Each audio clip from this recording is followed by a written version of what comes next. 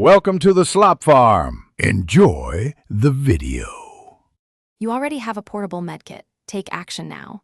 First, find cover and crouch to avoid interruption because the medkit needs uninterrupted use. Next, open your inventory only if you must swap. Faster to bind medkit to a hotkey and use directly. Once applied, the kit restores a large chunk of HP quickly. Make sure you are not moving or getting shot, or the animation will be wasted. Remember why. Speed and reliability matter in firefights. You need to manage timing precisely while healing. Press the hotkey and commit.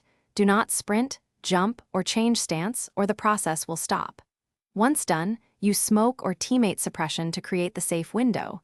Healing takes priority over repositioning if your HP is critical. Also, peek the area briefly before starting so you know if an enemy is flanking. This is how you convert a dangerous moment into survivable advantage. Once the medkit completes, move at once. Don't stand in the open.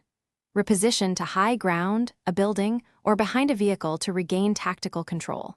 If your medkit gets interrupted, cancel and retreat to hard cover or deploy smoke before trying again, because repeated interruptions waste supplies.